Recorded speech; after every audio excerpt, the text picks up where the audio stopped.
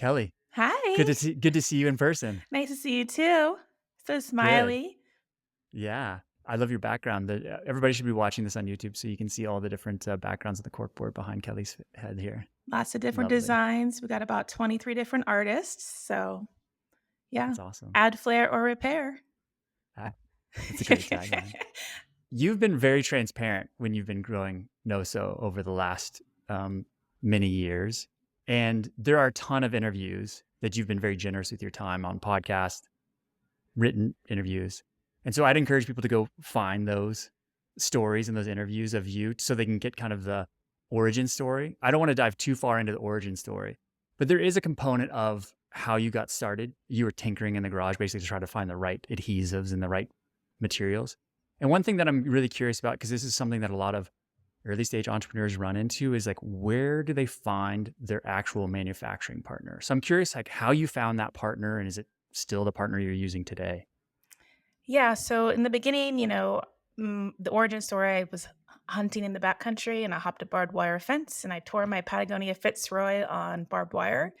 And I didn't like the way duct tape looked. So, I had to make something cuter. And so I started to tinker around with all these different adhesives and fabric combos in my garage and started to kind of figure out what worked well with synthetic materials. And I was cutting these on my X-Acto board with my X-Acto knife for everyone in the tram line. So in the Jacksonville Mountain Resort tram line, they'd see I had a heart on my sleeve. It was a red heart made out of nylon ripstop. And everyone's like, I want one of those. Can I have one? And so I'd say, yeah, what shape do you want? I'll go home and cut it for you tonight and I'll bring it back tomorrow. But as a business, well, I thought it was a business idea after I got all these requests in the tram line. And then I was like, let me reach out to my network, see who knows who can cut these. And my friend Jarrett, he has a packaging company on both coasts. He has a Rolodex bigger than anyone I know. And he gave me a list of 10 people that could do what I needed them to do. And yes, I've been using the same partners since the beginning. So, yep, 8 years later, You're we have the same partners. I love my vendors. I Wow. love my people. Yeah, and it's been awesome. We've grown together. We've had growing pains together, but yeah, it's been really fun.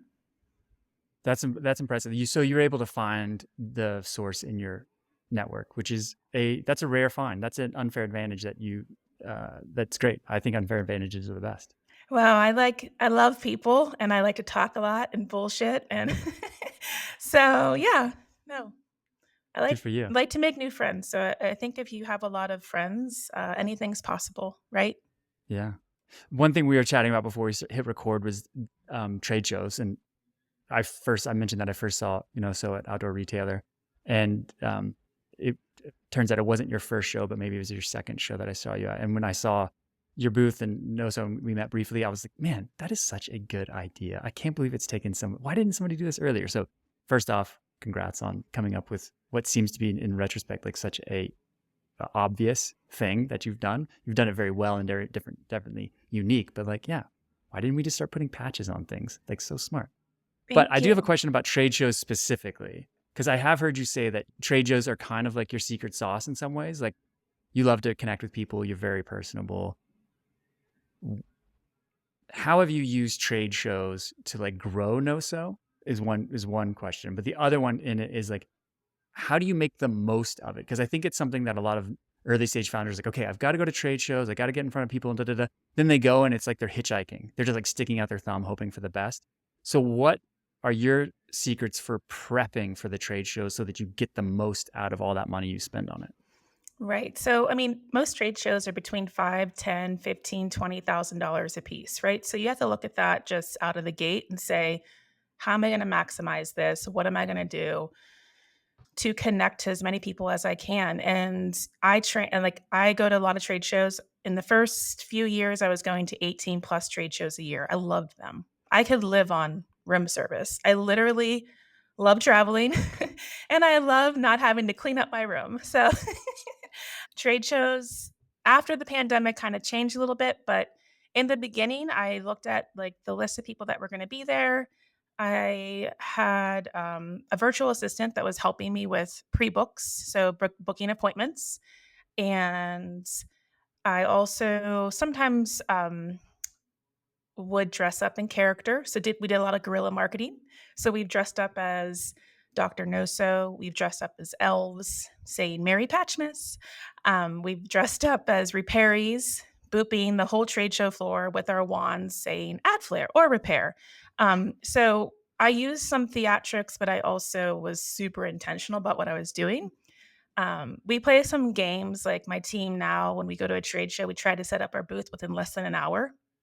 We have a very small product, and everyone is sort of jealous of how I can fit my whole company in one suitcase. And yeah, it's pretty genius, but I Yeah, will. that right there, that's enough for me. I'm like, oh man, that's why that's why I had all that envy when I first saw you. Man, Yeah, so we good. we roll up and we set up and we time ourselves. We're like, okay, we're gonna set this thing up super fast, and then while we're setting up, we're mingling. Like I am talking to everyone. I'm talking to the Freeman group, guys that are helping me with my banner. Because sometimes they're like, "Hey, little lady, what do you need some help?" And I'm like, "I always need help. I am always gonna need help." So, we just make friends with everyone that's at the show, and we just have a good time. So, it's a trade show, and I've always kinda lead into the show part of the trade show. So but yeah, we're really That's organized when we go in. I'll usually look at the list and say, "I'm gonna target 5 key accounts." And sometimes if someone comes to the booth, one of our older partners, I'll ask them if they know anyone else at the show that they can send over and just kind of keep networking and asking for referrals and stuff like that. But a quick question about you said you're using a virtual assistant in early days, very smart. What did that look like? Can you just give me some of the tactics around what you actually did with that virtual, or what the virtual assistant did to like book you appointments? yeah, so usually before a show, you get a list of all the buyers and media that are going to be at the show. And she would take that list and import that into our MailChimp software. Or she would directly email some of these people and just be like, hey, like, we're going to be at the show. Here's our booth number. Love to, love to meet you. Please stop by.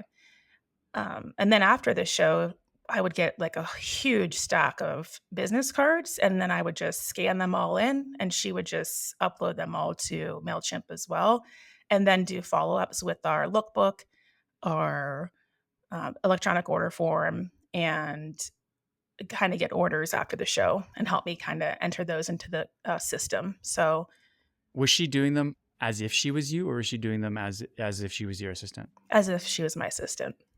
Okay. Yep. So it was like transparent that it wasn't you. Yeah, her name was Kelly Brown. And so and it was Kelly with an I too. And I'm like, "Oh, Oh, perfect." Yeah, so Kelly Brown, Kelly oh my Jones. gosh. Yeah.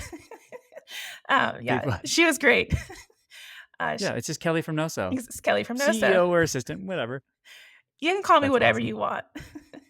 So you mentioned that about like COVID. Do you think trade shows are going by the wayside, or are you still bullish on trade shows in the future? It just depends on what show. I think some of them are very important for industry connection and just the future of the industry. Other ones, I go to some of these regional shows. I think the rep shows are really important. Those ones, I mean, my reps go to all these different regional shows and they're so important to the Noso brand. But yeah, some of the larger shows where little Noso will get lost in, I don't know. I think there are different ways to do business nowadays. And I've been to some virtual trade shows. They're not really where they need to be yet, but my product is a product that needs to be in front of people. So when they have that aha moment is when they touch and feel it. So I see a lot of value in the trade shows that we go to.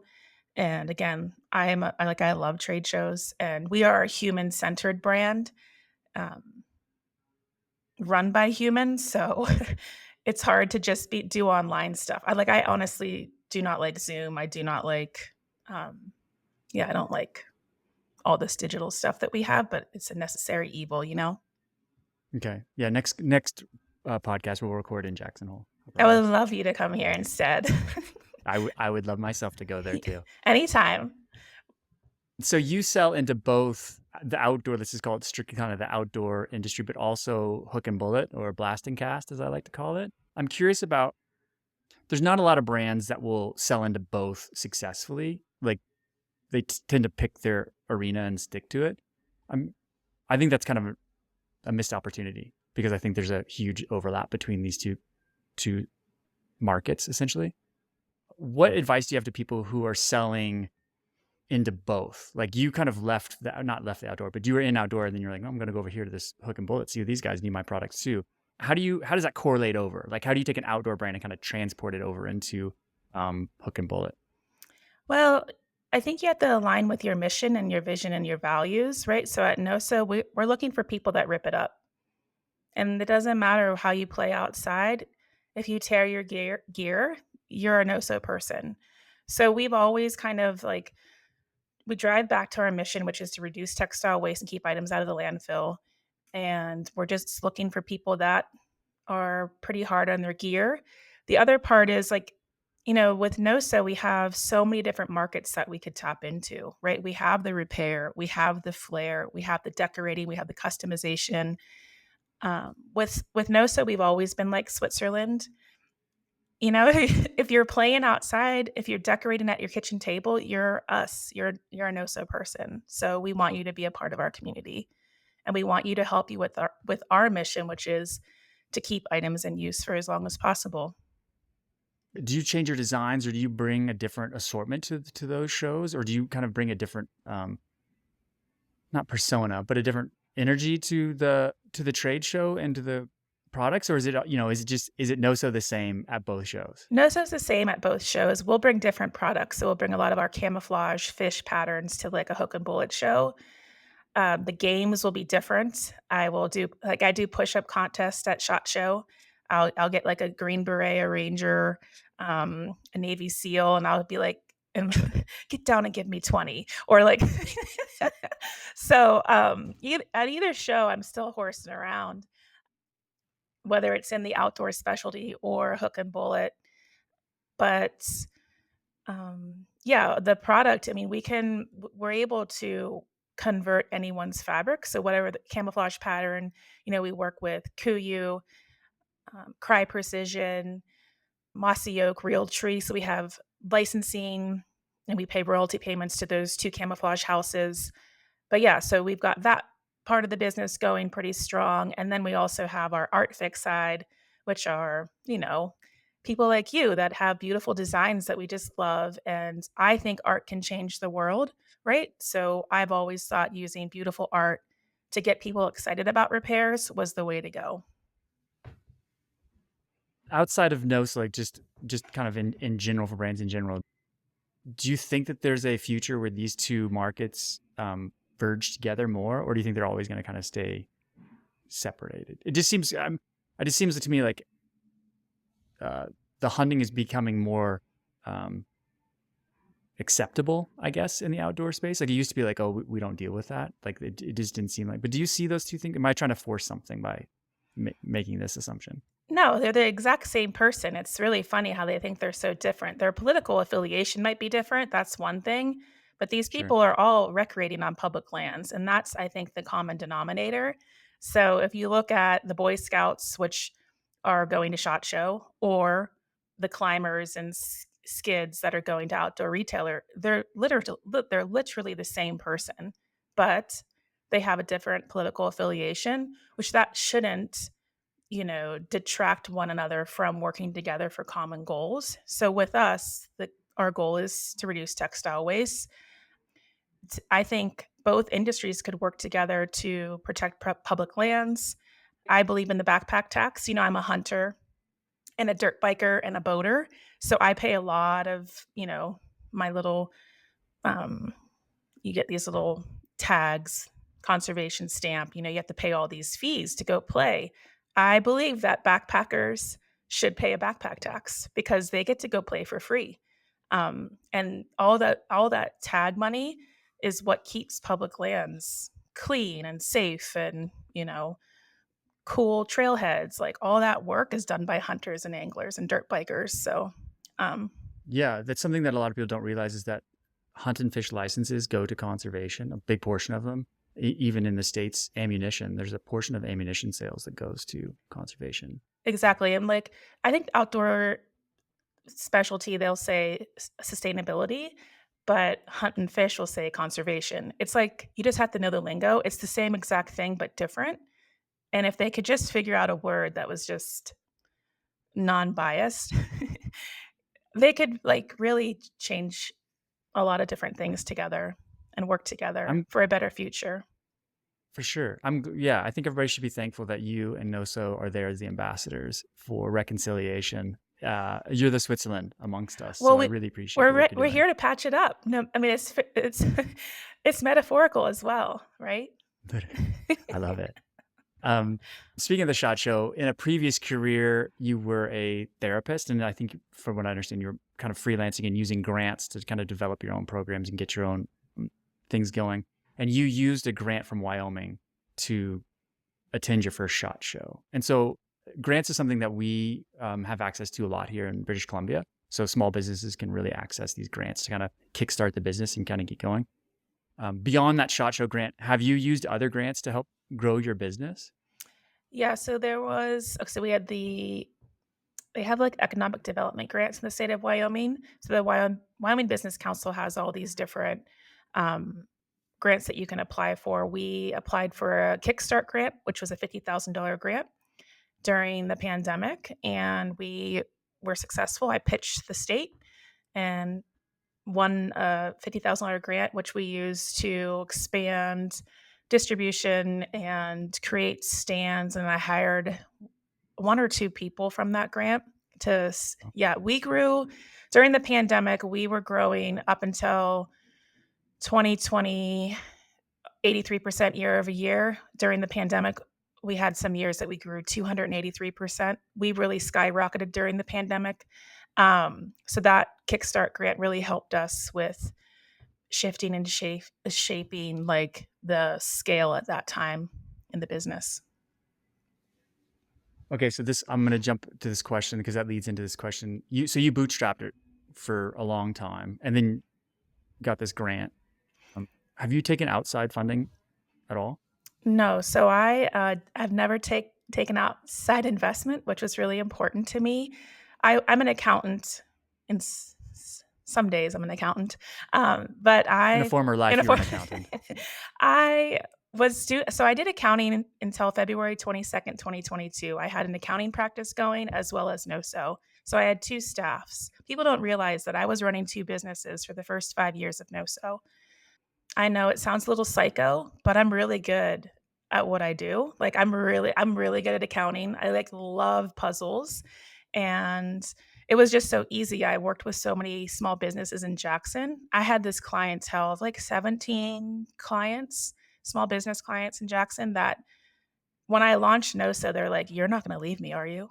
And I was like, "Let's just see how Noso goes, right? And I will help you find the next accountant or CPA as I fade out of doing accounting." But no, I always use, you know, my accounting revenue.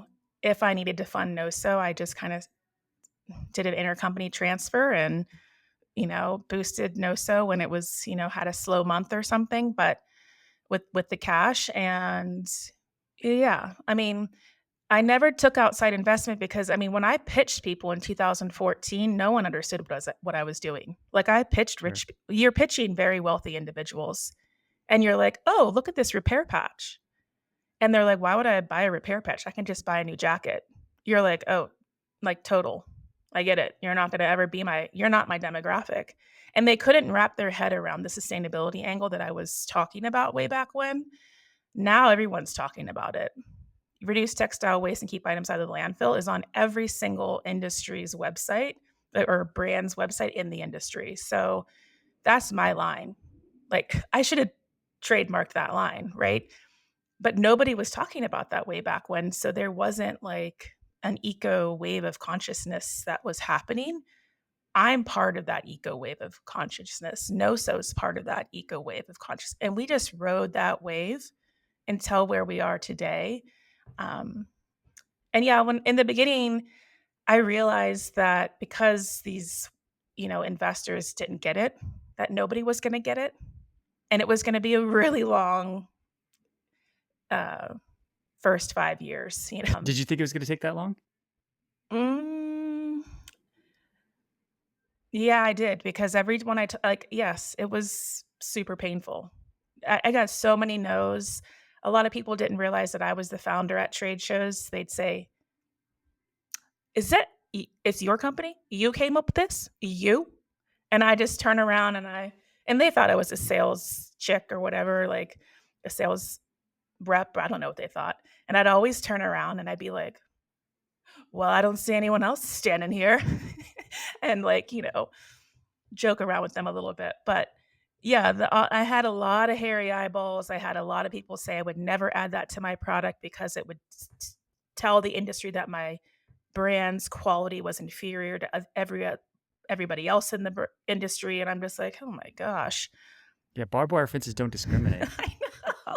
And everyone was always like, my puffy jacket would never tear. And I would just look at them. I'm like, let me take your puffy jacket for like 10 minutes and I can tear it up for you. Like, I'll just run past a rusty old nail or something.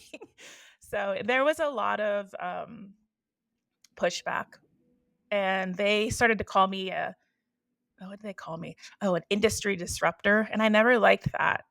I was like, I'm an industry collaborator. Stop it. I'm a lover, not a hater. Let's work together. So, um, You're anyway. just here to patch things up. I'm just here to patch it up and have fun. It's Exactly. so good. What was the process like, or what was that moment like when you decided I'm sure there was a lead up to it, but when you decided to say, "Okay, I'm leaving the beloved accounting firm behind, and I'm going all in on Noso," like, was there a annual revenue number that you needed to get to? Like, what did you need to feel comfortable with that decision, or you just say, "F it, we're going"? Yeah. I mean, I take calculated risks, right? So, I had a widget model. I knew what I needed to like earn revenue wise to then say goodbye to my accounting practice. And so we hit that 2 years prior to 2022. So in 2020, we hit it. And when I made the decision to walk away from my accounting practice, it was that I needed to show my team at Noso that I was 100% committed, right? So why did it take you 2 extra years? I don't know. It was hard because I had like 17 clients and you have to get them through the tax season. And I'm such a loyal person. And a few of my clients, it was easy. Like, I think I went from 17 to 10 in the first year, right? So in 2020, I was like, all right, I'm going to just like get rid of the people that aren't as responsive, or they don't really need someone like me. I'm like more upper level, and they can get someone a little bit, more affordable, or use Upwork, or try to find someone um, that wasn't me. I guess I was just like trying to help them figure out the next steps, and then I just had like really good relationships with my clients that I didn't want to let go of, and yeah, a couple of them were things that I loved. I like there's a few art galleries downtown Jackson, and I love art. So I would go to all these I mean, there was other things that I was getting out of these relationships. There was like parties and, champagne and chocolate, stuff like that. Like I love going out. So I'm like, oh, if I like don't have this as like this person as a client, then I'm not going to go to all these parties. So anyway, there was a lot of things that I was considering. Sure. Yeah. Well, we all have our different reasons. Yeah. That's good. No. You have really good packaging. Like, the packaging of the No-So patches is really good, and it's well thought out, right? And you're also kind of packaging with other brands. At times, I know that there's two kind of separate things, but I'm curious how that packaging has evolved. And like you said earlier, Noso needs to be in front of people, and so like the POP and that kind of story at retail. So this is kind of more for at the retail level. It's like, how do you think about brand packaging and POP as it pertains to Noso, and like how do you kind of get that quick story in front of the retail, or in front of the consumer at retail? Well, a couple of things, like, no sew means no sewing, right? That's one thing. And then with our POP and displays in store, there's always, like, a touch and feel component on the stand. The packaging has evolved over the years. We started with this teal header card, and we've kind of evolved to the FSC certified craft paper, which, I have some packaging samples here. But yeah, with all the different collabs that we do, we make a lot of private label patches for various companies that we rarely talk about or do any marketing around. Um, but oftentimes we're working with a sustainability manager at said company, and they'll say, "Hey, we need XYZ." And Noso has like a long list of vendors that we can like we'll design the packaging and then we go and like kind of job it out, get 3 quotes, see who can provide the recycled, you know, plastic, the FSC certified paper. And if they can't do some of our, meet some of our requirements, then we'll ask them, okay, what else do you have? During the pandemic, that craft paper was really hard to source. And so I almost had to start hedging and, like, storing craft paper in a warehouse because we needed so much of it. Um, but everyone had this eco shift during the pandemic, and so we had to kinda shift to a paper like this. This was what we did for the North Face. It's a wood pulp acetate window, and this is just a biodegradable white paper. Um, Super eco, 30% post-consumer, waste has gone into this paper. But stuff like Burton, this is our packaging for Burton snowboards. It's FSC certified, um, has a cool like little clasp on the back. Um, is there That's anything in there? quality. Yeah, this is so beautiful. And then it has the S hook, or is that the J hook? That's a J hook. Um, And then, like, we've done fun things for, like, Fjall Raven. Theirs is on a craft paper, Volcom, similar. But, you have to kind of design to the brand's guidelines in which, like, we work with so many different people. We'll get their brand deck and we'll pretty much I have 3 designers on staff, and we'll just design to whatever specifications that the customer is asking for. So you're that brings up a good point about the kind of growth through partnerships. Like Oh, yeah. that's obviously not something you've always been doing. Was it something you pursued? Did it happen serendipitously, or did you go out and say, "I need to get as many patches on jackets as I can. How are we going to do this? Let's go partner with brands." How did it happen to start? Sometimes I'm pitching people, but most of the time because of my personality, people are coming to me. It's like a weird thing my whole life. Dogs love me, children love me. I've got this like energy that people are drawn to, which is fun if you're not an introvert. I'm an introvert. So it is a lot. I'm exchanging a lot of energy at shows. Like I'm taking on people's energy, I'm giving energy. Um, but oftentimes we're so different. We were so loud. We were so just like, I mean, we were like the fun girls at the show. People just come over and like, "What are you guys doing? Why are you so loud over here? What contest are you having?" Or whatever, we're just trying to make some noise, and it's all about repair, so it's kind of fun. And usually we're doing activations showing people how to use our patches. Um, but yeah, I think the mission and thinking about a world without waste, I think people are kind of into that now. So we're pretty much the only business doing this in on the planet, I think. I mean, there might be some other people, but they're not They taking haven't it. made it on the radar Yeah, yet. they're not on the radar yet, and they haven't taken it to the level that we're at. And like, good luck keeping up because I don't even know how I keep up with it and how my team keeps up with it. I have like an amazing team, and we'll get an order, and it's just like bam, process, boom, boom, boom, boom. Um, but yeah, Who was the first big brand partnership? Deuter is in Germany. Yeah. So they were the first ones to say, "We want Noso as our partner." Yeah, Martin was the CEO of Deuter, and Becky Marciliano was the marketing manager. I mean, I know like all these people that have worked with us, I personally know. Like, like Deuter, like, um, I went to Germany at a show. It's called IWA, which is like the hunting show of Europe. And Martin's like, "Kelly, you have to come up to where he was." He's in Hamburg.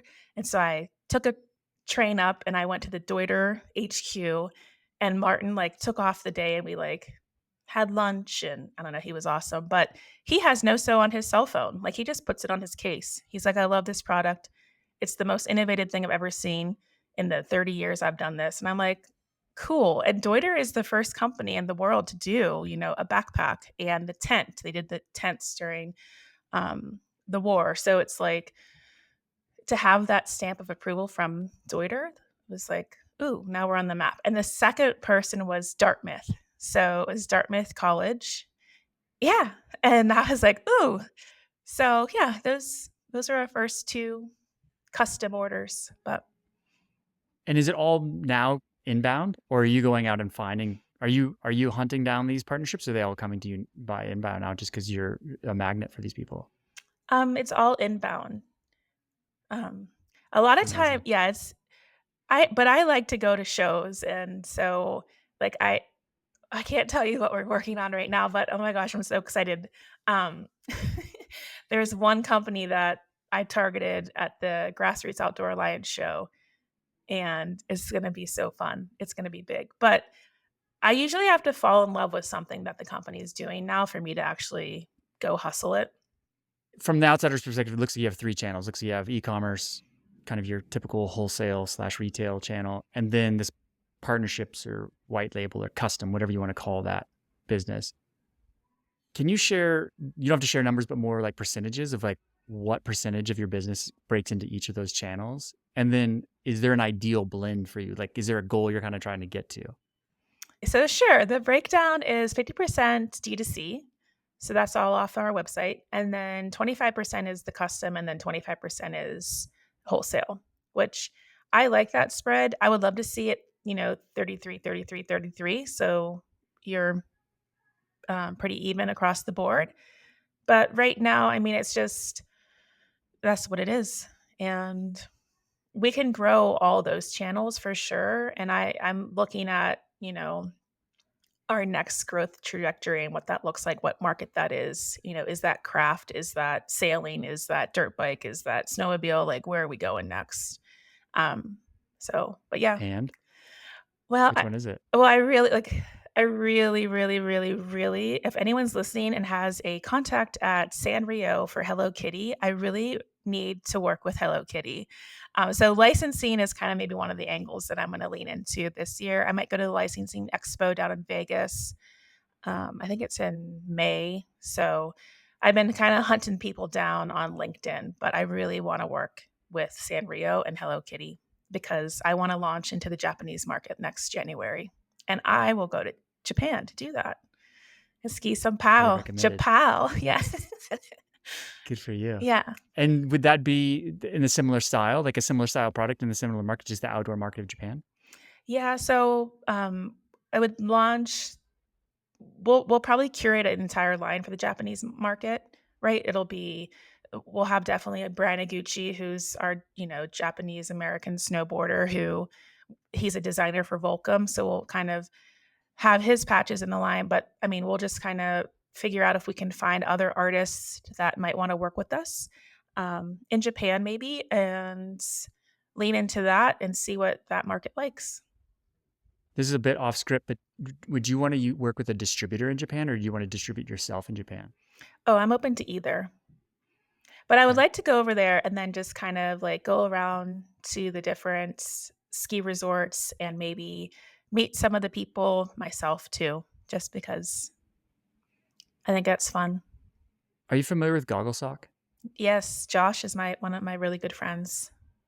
Okay. You know I was Josh? just in Japan. I do know Josh. Yeah. He's a fellow British Columbian. Well, I guess he's a transplant British Columbian like I am. Yeah, he's awesome. He's helped me a little bit with my business. Okay. Yeah.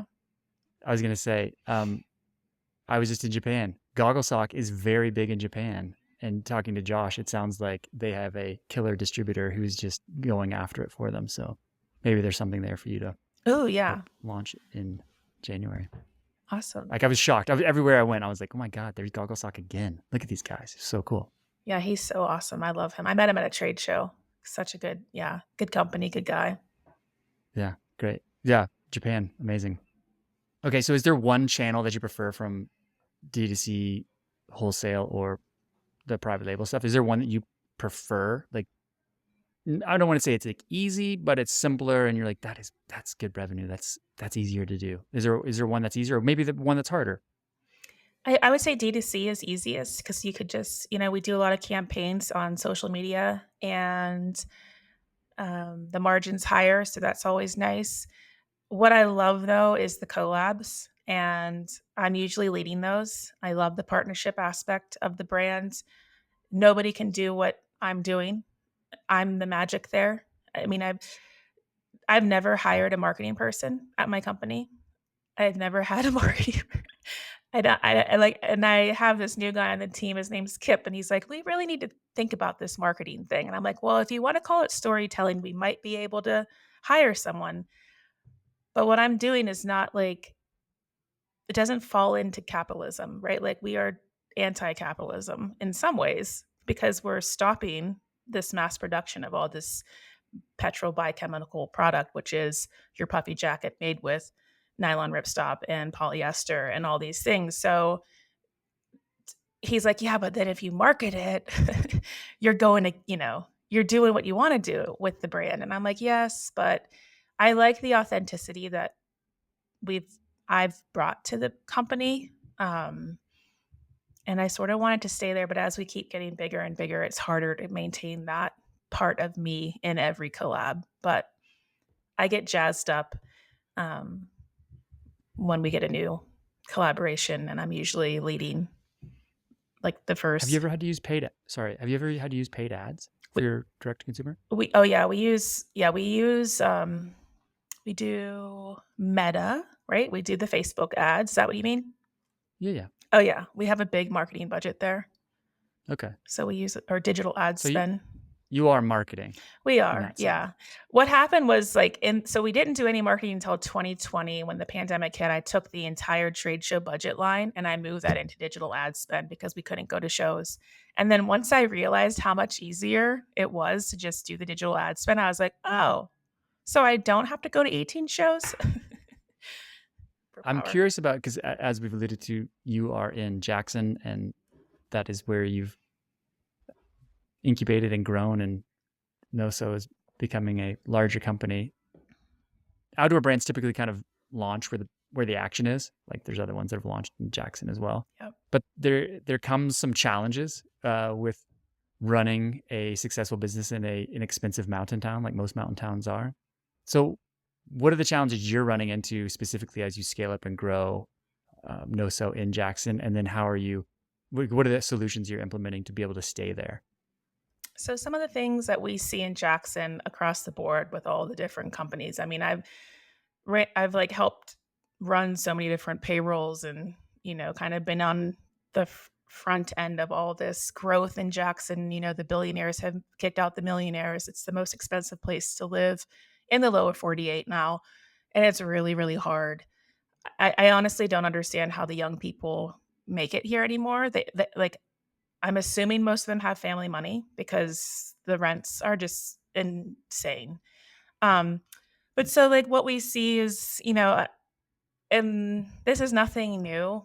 We live in a lifestyle town. Everyone wants the lifestyle. So people will be like, I need to go ski. I need to go walk my dog. I need to go to the river. I need to go to the mountain. My dog ate my homework. You get like, like every day.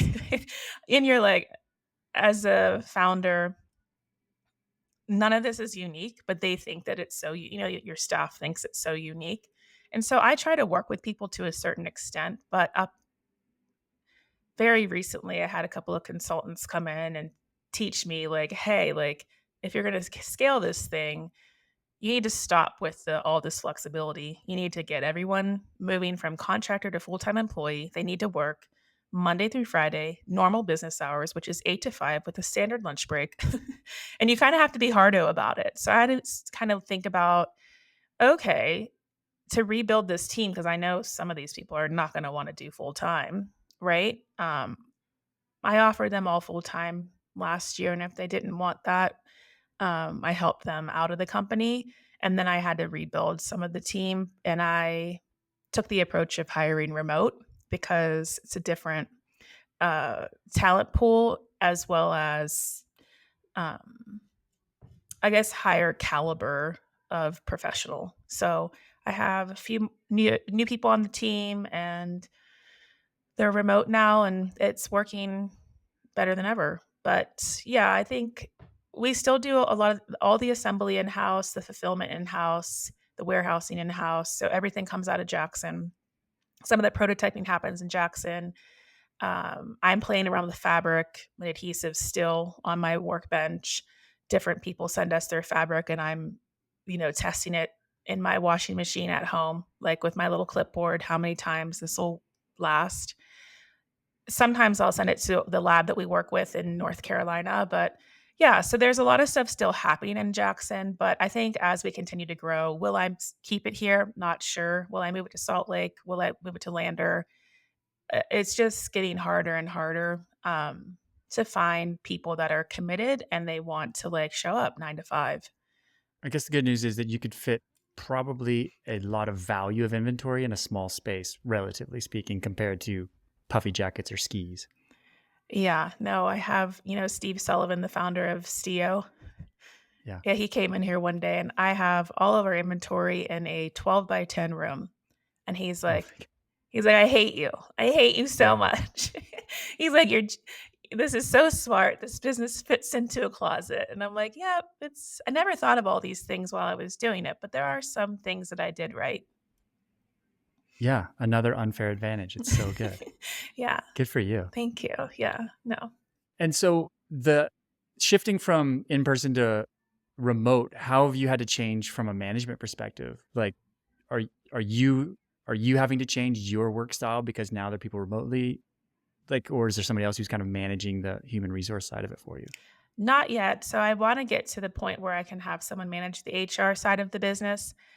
I've had to shift my mindset a bit. I didn't ever think, and this is silly because this is me and my perspective, and it might sound really stupid, but I didn't realize that people had to be managed. Like literally, I was like, I I'm only laughing because this is something that I come up against so much. Personally, I came up with against it, and then when I work with other founders, like, oh, let's just hire this person, then let them go. You're like, no, no, no, no, no, no. You have to I hold their hand for a long time. I know I didn't. So I took the approach of like, okay, I hired them to this job. They're going to go do it because that's who I am. But then I'm realizing I'm a unique bird, right? Like I was so successful with accounting and therapy because like I'm awesome. Like I love being awesome for people. Like I love being there for people. Um so I had to learn like when you hire someone, you have a position agreement, you have the job description and you kind of like have this onboarding schedule and everything's like really dialed. Like there's no deviation. And we have like with the remote hybrid team that we have protocols. I have a SOP for everything. I have videos now. You can navigate our ecosystem and get up to speed in 2 weeks. We usually give people 3 to 6 months, right, to really feel the vibe of the business. But now with the position agreements and job descriptions and setting that expectation up front, like this is what you're doing and this is why you're doing it and this is how you're adding value to the company and we appreciate everything you're doing, right? Then I think there's bigger buy-in. But yeah, and then I'm setting like deadlines.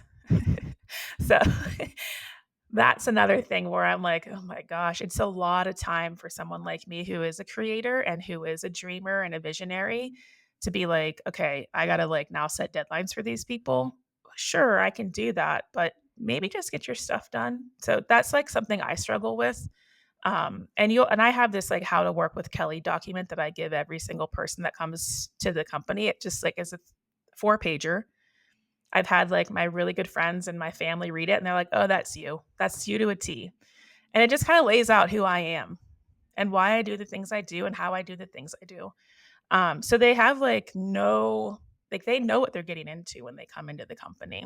So anyway, but yeah, I'm learning a lot in the management side. The thing is like a leader is not necessarily always able to pivot to a manager, and I'm a leader. So Is there a layer of management below you, or do you have so help with that management?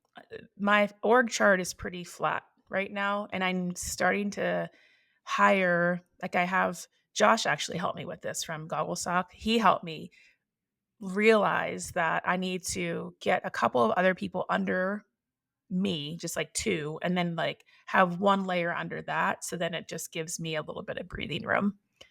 But yeah, I'm trying to get to have like one sales director and then one ops, director or manager, whatever we're going to call it. And then those 2 people just report into me and then everyone else will be under them. So, Yeah, yeah. that's helpful for sure. Yeah. A little bit more than nuts and bolts. I'm always curious about how this works. How are you? Is there something? Are there tools that you're using? Now we're living in this digital. I know you don't love the digital tools, but sometimes they help. Are you using anything from a tools perspective to project manage, to kind of manage communications amongst everybody? Is there something that's worked well for you? Yes, we've used Slack, like Slack is huge, and we use Asana for the bigger projects. And then we're also in the Dropbox. We're on Dropbox. That's where we store all of our files. Everything's in the cloud, so everybody has access to everything. And what else do we use?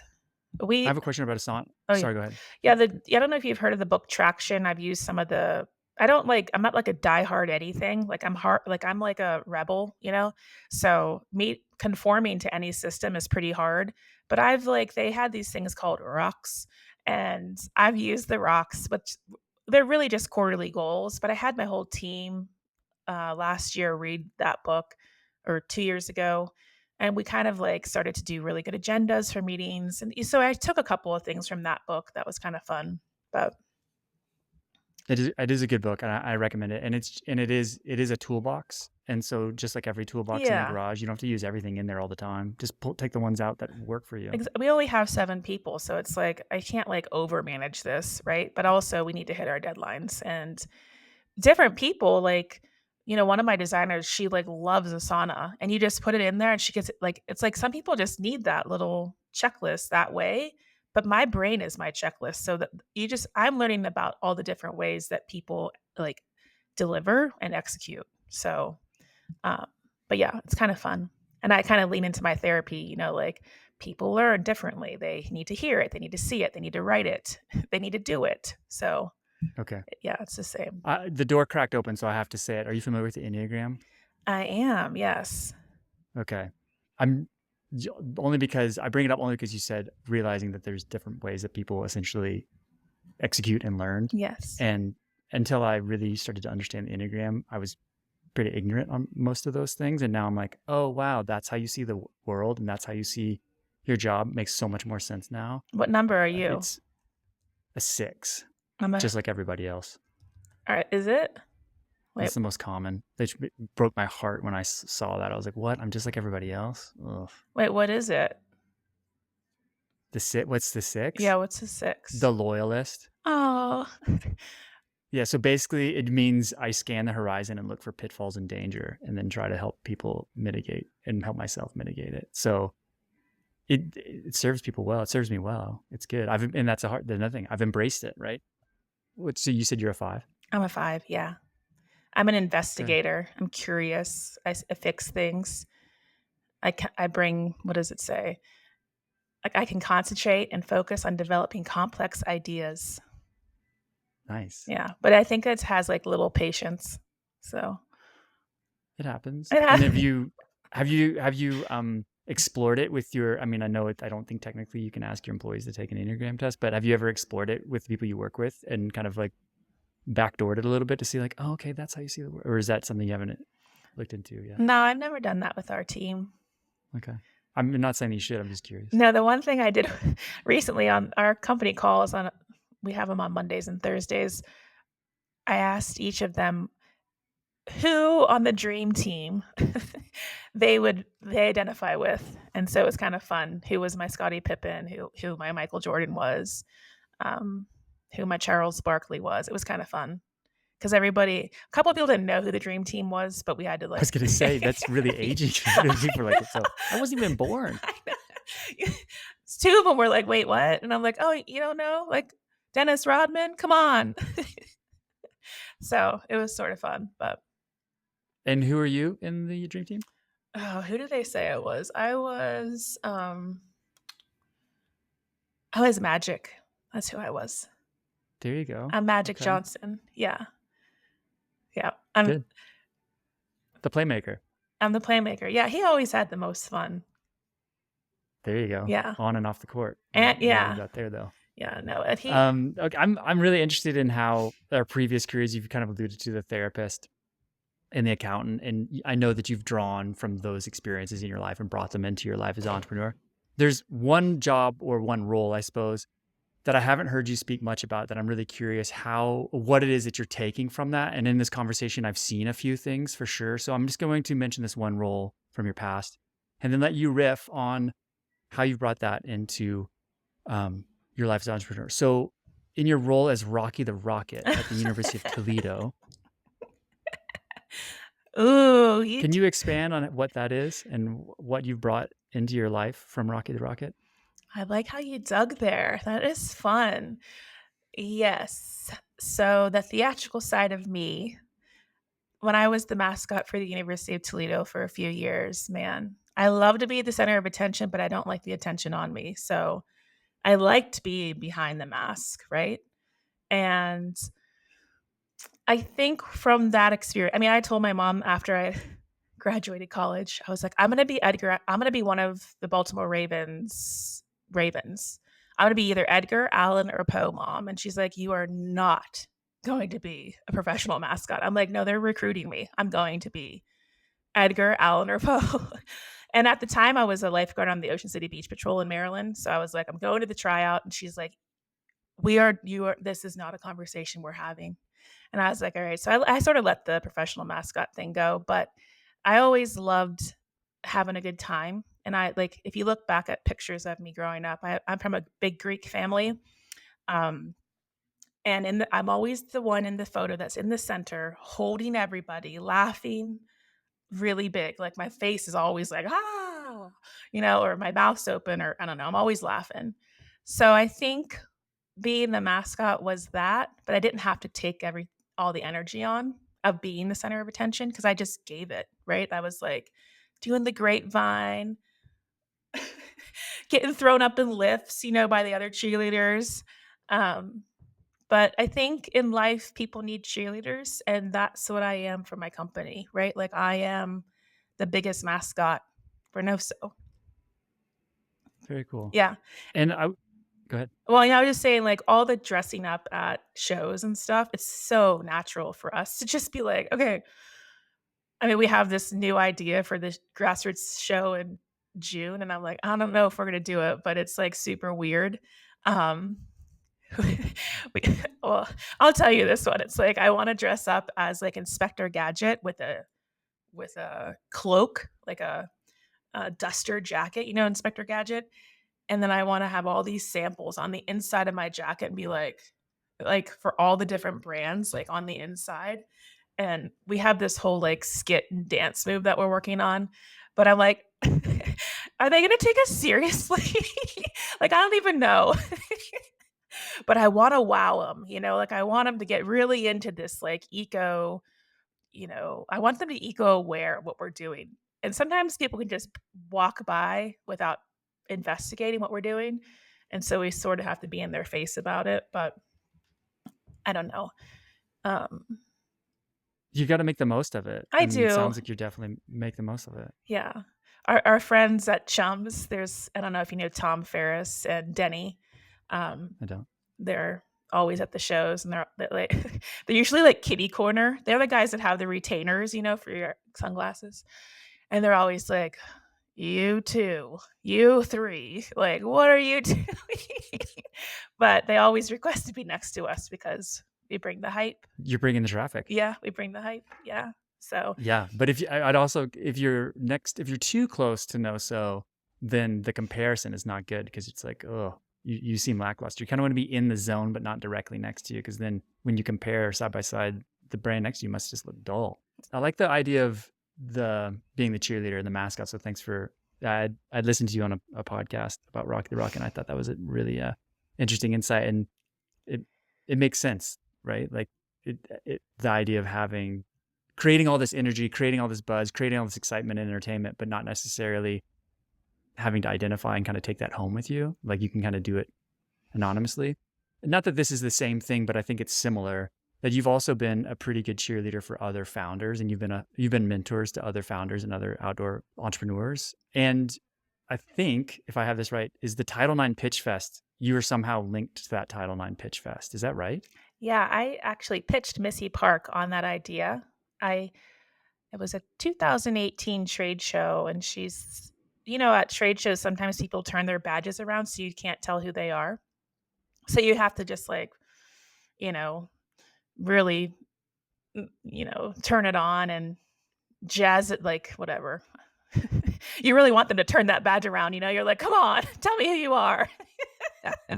And so you're doing all your stand-up comic, I'm trying to like really get that badge turned around. But anyway, by the third day, she finally turns her badge around. She's been busy in the booth, and turns the badge around, and she's like, "My name's Missy Park. I'm the founder of Title IX." And I was like, "Wait, what?"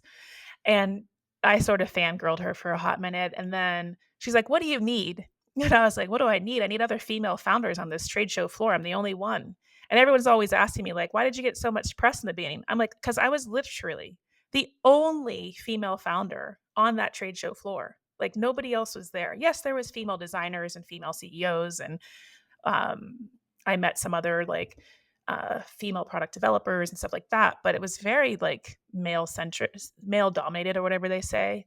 And so we stood out. Like I stood out like like a flower that I am, like this beautiful flower. um, but I was like, yeah, I want a community. I want to build a community. I want to build a community that I can just lean on and learn from. And what if we do a pitch fest? And she's like, ooh. So over the next year, we started to develop it. I met with Alice and Johnny and Molly from their team. And yeah, we kind of put together this thing. It was real raw the first year. I was one of the judges on the panel of judges, and we kind of did our thing. But they had 9 entrepreneurs for the next 5 years that I was involved in the program. So I was a judge on the panel of judges for the first 3 years. I did mentorship on the 4th year, and 5th year, I think I said, "No, thank you." I couldn't go back because I like to start things. I'm like a new beginnings type of person, and I got what I wanted out of it. I got all these female founders to unite. And so now I can call on, if you know any female founder in the industry, they're friends with me, right? Like I know all of them. And I can just shoot him a text and just be like, "Hey, I'm dealing with this. Can you help me? Have you ever dealt with this?" So I have like a good community of people that I can rely on. And then vice versa. They can call me for anything that they need as well. So I love that. And I think as a female founder, you're you're more powerful together. And I've always thought that like, what do we have that these bigger brands don't? And it's each other, right? So It's great. yeah, it's been And whether it's female or not, early stage founders should be connecting with as many other early stage founders as possible to try to the rising tide lifts all boats. uh, So it's good to have both. But what are some other things specific to the outdoor industry you think the outdoor industry could do to help support the female founders, like continue to help support female founders? I think there should be a tiered trade show booth per square footage breakdown, because I think it's not fair that a huge corporation, $100 million, $1 billion company is paying the same square footage as like a startup. I feel like, and it doesn't have to be female founded. It could just be startup versus, megacorp. That could be really helpful to have other people break into these expensive trade shows. I mean, my sales rep at a couple of the shows, I'm an advocate for that. I'll always say, "Do you have any you have any discounts for small business? Do you have any discounts for startups?" Like, I mean, but I'm an accountant, so I'm always, like, pushing for, equity in any way I can, whether it's in pay or, how whatever. But yeah, I'm a bit of a, instigator on some of that stuff, but yeah, I think they could do that. I think a couple of the shows have a section where you're a first time exhibitor. I think those are really awesome for people to get involved in out of the gate because you do get extra marketing. You get highlighted in special ways that if you're just kind of a general person on a huge trade show floor, you're going to get lost in. But that new exhibitor section is really key and really important in some ways. And then what other ways? I mean, those are a couple ways I could think of, Yeah. but yeah. How do you want to grow and change as an entrepreneur in the next 5 years? I would love to be the visionary and like I want to be the founder. I want to be like able to not be in the weeds so much. I want to empower my people to solve all their own problems. I want to come up with more like I have so many I'm an idea person. I have ideas for Black Diamond. But they're not patch related. I play outside a lot, so I'm always looking at products from a perspective of, like, how can I make this better? So I have, like, other ideas, but I can't do them because Noso is so big now. But I'd like to just keep tinkering, and I'd like to keep developing, and yeah, I love the finan I, like, love reconciling bank accounts and I still do that. I know. I'd like to just, like, do cash flow You're a proj special type of crazy, Kelly. I am psycho. Like, I am literally Love psycho. it. Yeah, some of my team here, they're like, "You're psycho," and I'm like, "I know." Um, but yeah, so I like to just be able to do my cash flow projections and then go to trade shows and do R&D and development. I mean, that's kinda who I wanna be as the founder, but in that, I can do every single job at my company because I've designed every single position, and so I need to, like, start to say things like and this is coming from consultants, "Have you asked any other team member how to solve that problem?" Like, I have to, like, focus and not just help people so much. I need to, like, make them help themselves or help them help themselves or something. So, um, asking more of, like, the mirroring questions and not solving the problem so quickly and being like, "We're done." Like, I have to give that time for others to evolve and grow in their own professional development. So I'd like to be that in the next year or 2. So, yeah, I'm hoping that one day I'll be able to just, like, be the one-eyed raven and fly high and see what's coming next? Yeah. The question I always end with is, how do you define success for yourself? Oh, that changes all the time. When I was an accountant, it was if I could travel quarterly and twice a year annually. So I was travel was a big thing in my past life, or one of my but now I think it's silly, like getting good sleep, um, and eating well and going for my exercises, that's success. And I love cooking and, I like having time for my friends and my family, so that's, like, what success looks like for me. And if I get to ski all the POW days, that would also be pretty rad. It's your life. You can define success however you want. That's the beauty of being an entrepreneur. Exactly. No, I've been like, yeah, when I'm skiing, like, 4 or 5 days in a row, I'm like, "Yeah, this is it." Like, this is success because I am so I've happy. arrived. Yeah, I have arrived, and no one's around. It's just, like, me on like, I'm like, "Yeah, I'm feeling this." Yeah. Good for you. Yeah. I love it. Yeah. Well, thanks so much, Kelly. This has been wonderful to get to know you a little bit more. Where can people find you, Noso? Where do you want to send people? Any final words you want to leave people with? I would say you could find us at nosopatches.com and at nosopatches on Instagram, and you can find us at the next trade show we're gonna be attending, which is in Reno at the Grassroots Outdoor Alliance show. So, yeah, stop by and say hi. Thanks so much. Thank you.